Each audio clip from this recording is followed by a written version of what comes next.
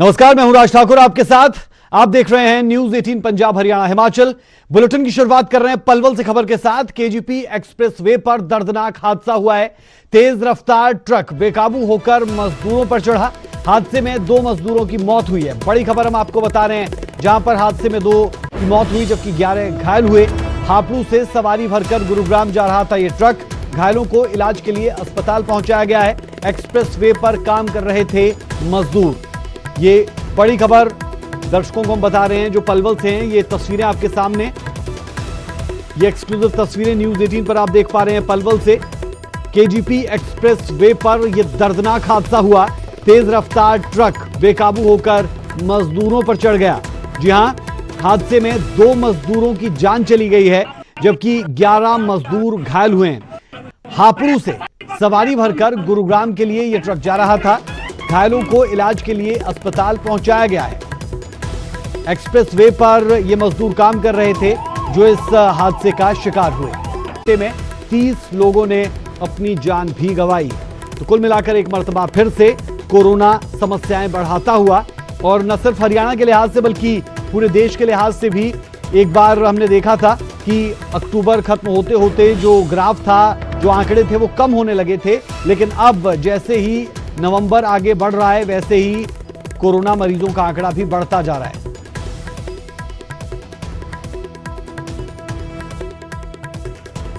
साथ ही बता दें कि कोरोना के बढ़ते मामलों पर सीएम मनोहर लाल ने बयान दिया। उन्होंने कहा, कोरोना के बढ़ रहे मामले चिंता का विषय हैं। स्कूल खुले रहेंगे या बंद होंगे, इस पर विचार किया जाएगा। और यह सब कुछ क्यों हुआ? क्योंकि हमने देखा था कि रेवाड़ी से लेकर और जींद तक न सिर्फ जो छात्र थे वो इसकी जद में आए थे, बल्कि अध्यापकों को भी इसकी जद में आना पड़ा, जिसके बाद सीएम की तरफ से बयान दिया गया। उन्होंने कहा, हाल ही में कई स्कूल छात्र पॉजिटिव पाए गए, और बिल्कुल रेवाड़ी से लेकर जींद तक स्कूल में बच्चे और अध्यापक पॉजिटिव पाए गए थे। चिंताजनक बात है, और निश्चित रूप से क्योंकि बहुत समय से ये मांग दोनों तरफ की चल रही थी। कुछ लोगों का मत था कि स्कूल कॉलेज खोलने चाहिए, कुछ लोगों का मत था कि नहीं, अभी नहीं खोलने चाहिए। आखिर को एक निर्णय करना था, बहुत समय हो गया था, अप्रैल से लेकर के, और लगातार 7 महीने हो गया, बल्कि 8वां महीना चल रहा है। तो इतने लंबे समय तक पढ़ाई ना हो बच्चों की, इसमें भी आकर एक सोचने का विषय था। लेकिन चूंकि अब ये बच्चों में, स्कूलों में ये प्रवेश कर गया कोरोना का मामला, तो निश्चित रूप से हम इसका पुनर्विचार जरूर करेंगे। तो ये तो स्थिति आपने देखी हरियाणा की। अब आपको कुछ आंकड़े हिमाचल के बता देते हैं। हिमाचल में भी कोरोना मरीजों की तादाद बढ़ रही है। 31,000 के पार प्रदेश में कुल मामले हो चुके हैं। हालांकि बहुत से लोग इनमें से रिकवर हो चुके हैं और कुछ अभी भी इसकी जद में है। अब तक 475 लोगों की कोरोना से जान गई, ये हिमाचल प्रदेश का आंकड़ा। त्योहार और शादियों की वजह से भी यहां पर मामले बढ़ते हुए दिखाई दे रहे हैं, जो चिंता का सबब कहा जा सकता है। तो हिमाचल प्रदेश में भी आंकड़े डरा देने वाले, इसमें कोई दो राय नहीं। और इसके साथ साथ अगर हम कुछ और आंकड़े आपको बताएं तो वो भी परेशानी का सबब बढ़ाने वाले जरूर कहे जा सकते हैं, क्योंकि हिमाचल प्रदेश के लिए मुश्किलें बढ़ी थी। जी हां, सबसे ज्यादा संक्रमण दर वाले 10 जिलों में 4 हिमाचल के जिले हैं, जिनमें लाहौल स्पीति 50% के साथ है, शिमला 17% के साथ, मंडी 14% के साथ और किन्नौर 13% के साथ।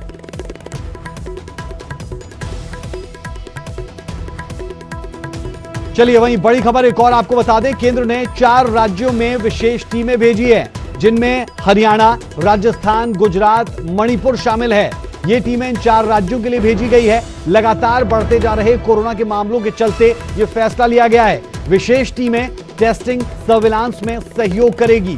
ये बड़ी और अहम खबर कही जा सकती है। केंद्र ने 4 राज्यों में विशेष टीमें भेजी। हरियाणा, राजस्थान, गुजरात, मणिपुर में ये टीमें भेजी गई। लगातार बढ़ रहे कोरोना के मामलों के चलते ये फैसला लिया गया। विशेष टीमें टेस्टिंग, सर्विलांस में सहयोग करेंगी।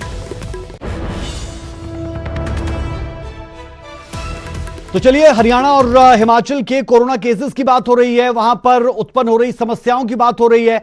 तो हमारे साथ हरियाणा से, गुरुग्राम से संवाददाता धर्मवीर शर्मा जुड़े हैं, जबकि हिमाचल प्रदेश की राजधानी शिमला से संवाददाता रणबीर सिंह हमारे साथ जुड़े हैं। सबसे पहले रुख कर रहे हैं हरियाणा का। धर्मवीर, हरियाणा के लिहाज से मुश्किलें बढ़ रही है और शायद इसी का नतीजा कि केंद्र ने जिन 4 राज्यों के लिए विशेष टीमें भेजी, उसमें से हरियाणा भी एक है। बाकी 3 राज्य राजस्थान, गुजरात और मणिपुर, क्योंकि हरियाणा में एक मर्तबा फिर कोरोना मुश्किल बढ़ा रहा है। बिल्कुल राज, देखिए पूरे हरियाणा की अगर हम बात करें तो इस वक्त 2 लाख से ज़्यादा जो मरीज हैं वो सामने आ चुके हैं, जिसमें से कि 1,85,000 मरीज ठीक भी हो चुके हैं। लेकिन अभी भी अगर आप बात करें, प्रदेश में 20,000 से ज़्यादा के आसपास जो है एक तरह से एक्टिव केस मौजूद हैं। सबसे ज़्यादा जो चिंता बढ़ाई है हरियाणा की, उसमें गुरुग्राम, फरीदाबाद, सोनीपत और हिसार जिला है। ये चारों जिले ऐसे हैं जहाँ सबसे ज़्यादा मरीज सामने आए हैं। गुरुग्राम में जो है 40,000 से ज़्यादा मरीज सामने आ चुके हैं। ठीक उसी तरह फरीदाबाद में 35,000 से ज़्यादा मरीज सामने आ चुके हैं। ठीक इसी तरह से सोनीपत और हिसार में भी मरीज जो है वो काफ़ी संख्या में सामने आए हैं। बड़ी बात यह है कि सोनीपत, गुरुग्राम और फरीदाबाद तीनों जिले ऐसे हैं जो कि दिल्ली से सटे हुए हैं, और ये कहना कि बड़ी वजह रही है कि दिल्ली के बाद लगातार एनसीआर के इन तीनों जिलों में लगातार जो है मरीज बढ़ते गए हैं। हालांकि काफी मरीज ठीक भी हुए हैं। अभी भी गुरुग्राम की अगर मैं बात करूं तो 5,444 के आसपास जो मरीज हैं वो एक्टिव केस है। 250 से ज्यादा लोगों ने अपना दम तोड़ दिया है। ठीक इसी तरह से फरीदाबाद में भी जो एक्टिव संख्या है वो 3400 के आसपास की है, और रिकवरी रेट अगर हम बात करें ऑल ओवर हरियाणा का तो 89% है। एक समय में ये जो रिकवरी रेट था ये जो है करीब 92% तक जा पहुंचा था, और काफी अच्छी स्थिति में हरियाणा कहीं ना कहीं था। लेकिन अब दोबारा से जिस तरह से केस बढ़े हैं, उन्होंने काफी चिंताएं हरियाणा सरकार की बढ़ा दी हैं, और इसीलिए लगातार जिलाधीशों को और जो पुलिस कमिश्नर या एसएसपी जो है जिलों के, उनको सख्त हिदायतें दी गई हैं। जितने भी ब्याह शादी हो रहे हैं, जो फंक्शन हो रहे हैं, उन पे खास तौर से नजर रखी जाए, क्योंकि ऐसे इन वजहों से भी केस बढ़े हैं। मार्केट के अंदर भी लगातार ध्यान देने की जरूरत बिल्कुल है। इन वजहों से भी केस बढ़े हैं, और मैं लौटूंगा आपके पास। और दिल्ली भी हरियाणा को दिल्ली में केसेस बढ़ने के लिए जिम्मेदार मानता रहा है। बहरहाल रुख अभी कर रहा हूं मैं शिमला की तरफ। रणबीर हमारे साथ जुड़े हैं। रणबीर, हिमाचल प्रदेश के लिए मुश्किलें बढ़ी है, पॉपुलेशन कम है, और ऐसे में कितनी यहां पर टेस्टिंग हो रही है ये बहुत महत्वपूर्ण हो जाता है, क्योंकि एक आंकड़ा ये कहता है कि सबसे ज्यादा संक्रमण जो है कोरोना का, वो एक लिस्ट आई जिसमें टॉप 10 में से जो टॉप 4 हैं वो आप कह सकते हैं कि हिमाचल प्रदेश के हैं, जिनमें लाहौल स्पीति है, शिमला है, मंडी है और साथ साथ किन्नौर है। इसके साथ साथ कुल हिमाचल में अभी स्थिति क्या है उस पर भी जरूर रोशनी डालिए। जी राज, देखिए यहाँ पर सरकार की तरफ से कहा गया, मुख्यमंत्री की तरफ से त्योहार और त्योहारों की वजह से और टेस्टिंग जो बढ़ाई है उसकी वजह से ये आंकड़े जो है सामने आए हैं। जो 4 जिले गिनाए गए हैं उसके मुताबिक जो है दर संक्रमण की बहुत ज्यादा है। कुछ विशेषज्ञ ये भी कह रहे थे कि ठंड का जैसे जैसे प्रकोप बढ़ेगा, ये जो वायरस है ये जो है तेज होगा, और इसका संक्रमण की जो फैलने की दर है वो भी ज्यादा होगी। शिमला की बात करें, लाहौल स्पीति में तो ये हालात थी। पिछले कल जो सूचना आई थी राज की, एक पूरा गांव, उसमें सिर्फ एक व्यक्ति बच गया जिसकी रिपोर्ट जो है नेगेटिव आई थी, पूरा का पूरा गांव जो है संक्रमित हो गया। और यहाँ पर मौतों की बात करें, पिछले कल जो आंकड़ा था रात 9 बजे तक जो बुलेटिन जारी हुआ था मेडिकल, उसके हिसाब से 468 थी, और आज जो 12 बजे के बाद जो जारी हुआ उसके हिसाब से 7 और मौतें हुई हैं, तो कुल 475 है। जो एक्टिव केसेस की जो संख्या है, वो जो अभी जो अपडेट हमारे पास आई है उस लिहाज से ये बताया गया है स्वास्थ्य विभाग की तरफ से 31,000 से ज्यादा है। और यहाँ पर टेस्टिंग की बात आपने ये कही, टेस्टिंग जो है, जो अभी तक का जो आंकड़ा है 4 से 5,000 है, और ये कहा गया है राज्य सरकार की तरफ से कि टेस्टिंग को बढ़ाया जाएगा, 7,000 के करीब किया जाएगा। और जितने भी कोविड जो सेंटर हैं वो सारे फुल पड़े हुए हैं, इसीलिए जो बेड्स हैं उनकी कैपेसिटी बढ़ाने के लिए कहा गया, चाहे वो शिमला में है, मंडी का नेरचौक अस्पताल है, टांडा का है, नाहन का है। तो कुल मिलाकर स्थिति जो है बिगड़ती जा रही है, लगातार आंकड़े जो है बढ़ रहे हैं। एक छोटे से प्रदेश में एक ही दिन में ऑफिशियल वर्जन क्या है कि संक्रमण दर में जो पूरे भारत के 10 जिले हैं उनमें से 4 हिमाचल के हैं। इसे लेकर सीएम से लेकर स्वास्थ्य मंत्री या फिर अगर आप कहें हेल्थ डिपार्टमेंट से किसी ने कुछ कहा इस पर? जी अभी थोड़ी देर में जो है इस बारे में मुख्यमंत्री से बात होगी। एक कार्यक्रम में जो है स्वास्थ्य मंत्री गए थे, इसलिए उनसे बात नहीं हो पाई। हालांकि जो जानकारी हमें मिली है, ये जो आंकड़ा दिया गया है, ये केंद्रीय एजेंसी ने जो ये सर्वे किया उस लिहाज से ये बीते जो है 2-3 दिनों में देखा गया। और जो संक्रमण जिस तरह से बढ़ा हुआ है एक छोटे से प्रदेश में, एक ये भी कहा जा रहा है कि लोगों की भी लापरवाही बहुत ज्यादा है। इसलिए जो है रिस्ट्रिक्शन राज्य सरकार ने लाई है कि शादियों का जो सीजन चल रहा है इसमें 100 से ज्यादा रिस्ट्रिक्शन की जरूरत इसीलिए लोगों को ये समझना होगा कि मास्क जरूर पहने और उचित दूरी जरूर बनाएं। बेहद शुक्रिया रणवीर इस तमाम जानकारी के लिए। और गुरुग्राम से धर्मवीर शर्मा हमारे साथ जुड़े थे, आपका भी बहुत बहुत शुक्रिया। कुल मिलाकर हरियाणा और हिमाचल के लिए मुश्किलें बड़ी है, मुसीबत बड़ी है, लेकिन सिर्फ इन दो राज्यों के लिए नहीं, पंजाब के लिए भी समस्याएं बढ़ती हुई नजर आ रही है और कहीं ना कहीं यहां पर भी मामले लगातार बढ़ रहे हैं।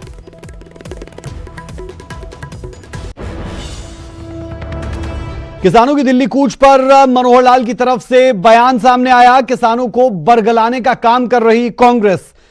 कुछ किसान यूनियन प्रदर्शन कर रही हैं। प्रदर्शन करने में कोई आपत्ति नहीं, कानून व्यवस्था बनाए रखना जरूरी है।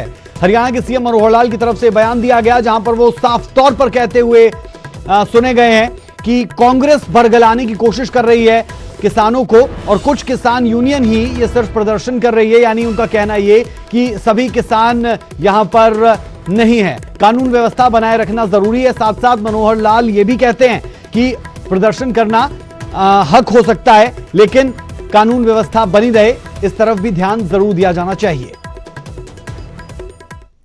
मैंने पहले भी कहा है कि ये किसानों को केवल बरगलाया जा रहा है। कांग्रेस जो है इसको बरगलाती है। किसान यूनियन के कुछ पदाधिकारी उसमें उस चक्कर में आ जाते हैं। सब किसान नहीं है साथ में। पहले भी हम 2 बार देख चुके हैं, चाहे वो उनका रास्ता बंद करने का विषय हो, चाहे धरने देने की बात हो, तो बहुत बड़े किसान साथ नहीं लगे हुए हैं। परंपरागत रूप से जो कुछ यूनियंस के ग्रुप हैं वही लगते हैं और वही इस बार भी लगेंगे। लोकतंत्र है, उनको करने में हमको आपत्ति नहीं है, लेकिन इतना ही है कि लॉ एंड ऑर्डर की स्थिति को किसी को हाथ में नहीं लेने दें। और अब खबर जींद से। पिछले साल की तुलना में ज्यादा जलाई गई पराली। इस साल 10% से ज्यादा की बढ़ोतरी हुई है।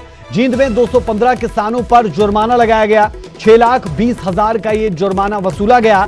जींद जिले में 498 जगह पराली जलाई गई। बड़ी खबर हम आपको बता दें जींद से, पिछले साल की तुलना में पराली अब की बार ज्यादा जलाई गई है और इस साल 10% से ज्यादा की बढ़ोतरी इसमें देखने को मिली है। तो ये बड़ी और अहम खबर जींद से सामने आई। 215 किसानों पर इस दौरान जुर्माना भी लगाया गया। 6,20,000 का जुर्माना यहां पर वसूला भी गया है। जींद जिले की अगर बात करेंगे तो जींद जिले में 498 जगह पर पराली जलाई गई। जींद जिले में पराली जलाने में थोड़ी सी वृद्धि हुई है पिछले साल के कंपैरिजन में। लास्ट ईयर हमारे 605 लोकेशन थी, उसमें से 398 लोकेशन के ऊपर आग जलाई पाई हुई। इस बार अभी तक जो हमने मॉनिटर किया है उसके हिसाब से अभी तक हमारे 498 लोकेशन है जिनके ऊपर आग लगी हुई पाई गई है। देखो जी, जुर्माने से कोई किसी भी प्रकार का किसान के ऊपर जुर्माना लगाने से कोई समाधान का रास्ता नहीं है बिल्कुल भी। इसका तो मेरे हिसाब से तो एक ही रास्ता है। चलो हम भी मानते हुए प्रदूषण नहीं होना चाहिए, न उसको फूकना चाहिए, लेकिन किसान की एक बहुत बड़ी भारी मजबूरी है इसके अंदर। और अब खबर जालंधर से है। जालंधर में ईडी के सामने पेश हुए रणिंदर सिंह। जी हां, फेमा कानून के उल्लंघन मामले में पूछताछ हो रही है। रणिंदर सिंह को 2 बार तलब कर चुकी है ईडी।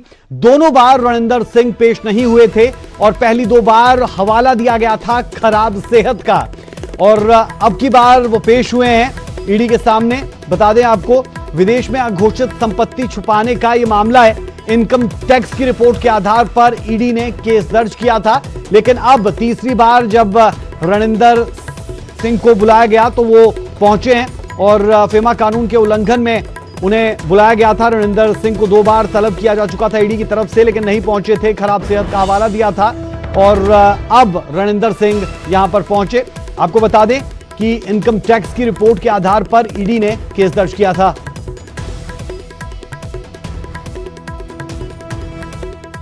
ਇਨਫੋਰਸਮੈਂਟ ਡਾਇਰੈਕਟੋਰੇਟ ਵੱਲੋਂ ਫੇਮਾ ਦਾ ਉਲੰਘਣ ਕਰਨ ਦੇ ਮਾਮਲੇ ਦੇ ਵਿੱਚ ਕੈਪਟਨ ਅਮਰਿੰਦਰ ਸਿੰਘ ਮੁੱਖ ਮੰਤਰੀ ਪੰਜਾਬ ਦੇ ਬੇਟੇ ਰਣਿੰਦਰ ਸਿੰਘ ਨੂੰ ਅੱਜ ਇਨਫੋਰਸਮੈਂਟ ਡਾਇਰੈਕਟੋਰੇਟ ਪੇਸ਼ ਹੋਣ ਵਾਸਤੇ ਕਿਹਾ ਗਿਆ ਔਰ ਜਲੰਧਰ ਦੇ ਵਿੱਚ ਉਹ ਸਵੇਰ ਦੇ ਅੱਜ ਆਏ ਹੋਏ ਨੇ। 11 ਵਜੇ ਦੇ ਇੱਥੇ ਪਹੁੰਚ ਗਏ ਨੇ। ਲਗਾਤਾਰ ਉਹਨਾਂ ਕੋਲੋਂ ਪੁੱਛਗਿੱਛ ਵੀ ਕੀਤੀ ਜਾ ਰਹੀ ਹੈ ਔਰ ਪਿਛਲੇ ਦਿਨੀ ਵੀ ਉਹਨਾਂ ਨੂੰ 2 ਵਾਰ ਨੋਟਿਸ ਕਰਕੇ ਇੱਥੇ ਆਉਣ ਦੀ ਗੱਲ ਕਹੀ ਗਈ ਸੀਗੀ, ਪਰ ਉਹ ਕਿਸੇ ਨਿੱਜੀ ਕਾਰਨਾਂ ਕਰਕੇ ਇੱਥੇ ਨਹੀਂ ਆ ਪਾਏ। ਬਾਹਰਲੇ ਇਲਾਕੇ, ਬਾਹਰਲੇ ਵਿਦੇਸ਼ਾਂ ਵਿੱਚ ਜਿਹੜੇ ਉਹਨਾਂ ਦੇ ਪ੍ਰੋਪਰਟੀ ਹੈਗੀ ਆ ਉਸ ਨੂੰ ਲੈ ਕੇ ਪੁੱਛਗਿੱਛ ਕੀਤੀ ਜਾ ਰਹੀ ਹੈ, ਕਿਉਂਕਿ ਜਿਹੜੀ ਬਾਹਰ ਵਿਦੇਸ਼ਾਂ ਦੇ ਵਿੱਚ ਜਿਹੜੀ ਇਹਨਾਂ ਦੀ ਪ੍ਰੋਪਰਟੀ ਹੈ ਉਹਨਾਂ ਦਾ ਵੇਰਵਾ ਜਿਹੜਾ ਹੈਗਾ ਇਨਕਮ ਟੈਕਸ ਡਿਪਾਰਟਮੈਂਟ ਕੋਲ ਨਹੀਂ ਸੀਗਾ, ਜਿਸ ਦਾ ਕਰਕੇ ਉਹਨਾਂ ਨੂੰ ਇੱਥੇ ਨੋਟਿਸ ਕੀਤਾ ਗਿਆ ਔਰ ਸਵੇਰ ਤੋਂ ਹੀ ਉਹ ਇੱਥੇ ਪਹੁੰਚੇ ਹੋਏ ਨੇ ਔਰ ਲਗਾਤਾਰ ਉਹਨਾਂ ਕੋਲ ਸਵਾਲਾਂ ਦੇ ਘੇਰੇ ਦੇ ਵਿੱਚ ਹੈਗੇ ਨੇ ਔਰ ਲਗਾਤਾਰ ਉਹਨਾਂ ਕੋਲ ਸਵਾਲ ਜਵਾਬ ਅੰਦਰ ਇਨਫੋਰਸਮੈਂਟ ਡਾਇਰੈਕਟੋਰੇਟ ਆਫਿਸ ਵਿੱਚ ਹੋ ਰਹੇ ਨੇ ਔਰ ਇਹ ਆਉਣ ਵਾਲਾ ਸਮਾਂ ਹੀ ਦੱਸੇਗਾ ਕਿ ਉਹਨਾਂ ਕੋਲ ਕੀ ਸਵਾਲ ਪੁੱਛੇਗੇ ਜਦੋਂ ਬਾਹਰ ਆਣਗੇ ਮੀਡੀਆ ਨਾਲ ਰੂਬਰੂ ਹੁੰਦੇ ਆ, ਕੀ ਗੱਲਬਾਤ ਕਰਦੇ, ਇਹ ਆਉਣ ਵਾਲਾ ਸਮਾਂ ਹੀ ਦੱਸੇਗਾ। कैमरामैन सुखविंदर ਦੇ ਨਾਲ ਸੁਰਿੰਦਰ ਕੰਬੋਜ, न्यूज़ 18 नेटवर्क, जलंधर। वक्त एक छोटी सी ब्रेक का, ब्रेक के उस पार कुछ और अहम खबरें, आप बने रहिए हमारे साथ। ब्रेक के बाद आपका स्वागत है। हाफिज सईद समेत 4 आतंकियों को 10 साल की सजा। जी हां, पाक एंटी टेरर कोर्ट ने यह सजा सुनाई है। पाक मीडिया के हवाले से खबर है, जफर इकबाल और याहन मुजाहिदीन और अब्दुल रहमान मक्की को सजा दी गई है। बता दें कि सईद की संपत्ति जब्त होगी, ये बातें भी निकलकर सामने आ रही है। बड़ी खबर आपको बता दें, हाफिज सईद समेत 4 आतंकियों को 10 साल की सजा और पाक एंटी टेरर कोर्ट ने यह सजा सुनाई है। पाक मीडिया के हवाले से एक खबर है और लगातार हिंदुस्तान की तरफ से हाफिज सईद को लेकर अपनी बात रखी गई है। न सिर्फ पाकिस्तान के सामने बल्कि इंटरनेशनल फ्रंट पर भी हाफिज सईद को लगातार बेनकाब किया गया है। और अब यह खबर निकलकर सामने आ रही है कि हाफिज सईद समेत 4 आतंकियों को 10 साल की सजा, पाक एंटी टेरर कोर्ट ने सजा सुनाई है। और साथ ये भी बता दें कि सईद की संपत्ति जब्त होगी।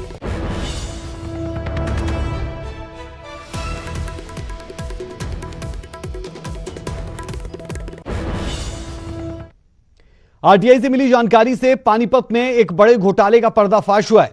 इस घोटाले में करीब 12 करोड़ की घपलेबाजी हुई। इसके अलावा और भी कई खुलासे जो बड़े बड़े अधिकारियों की नींद उड़ाने वाले हैं।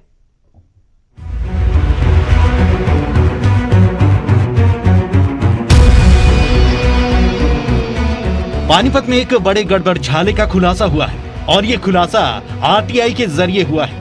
आरटीआई से मिली जानकारी के मुताबिक 2018, 2019 और 2020 के बीच पानीपत जिले की तहसीलों में रजिस्ट्रियों में ऑडिट के दौरान करीब 12 करोड़ की स्टाम्प ड्यूटी कम पाई गई।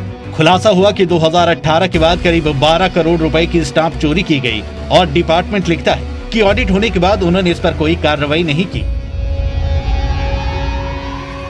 2018-19 और 19-20 के ऑडिट में पानीपत जिले के अंदर 12 करोड़ रुपए की स्टाम्प चोरी की हुई है और डिपार्टमेंट लिखता है कि ऑडिट करने के बाद उन्होंने इसके ऊपर कोई कार्रवाई नहीं की। ना ही तो हायर अथॉरिटी को लिखा है कि और ना ही रिकवरी के बारे में किसी को लिखा गया है।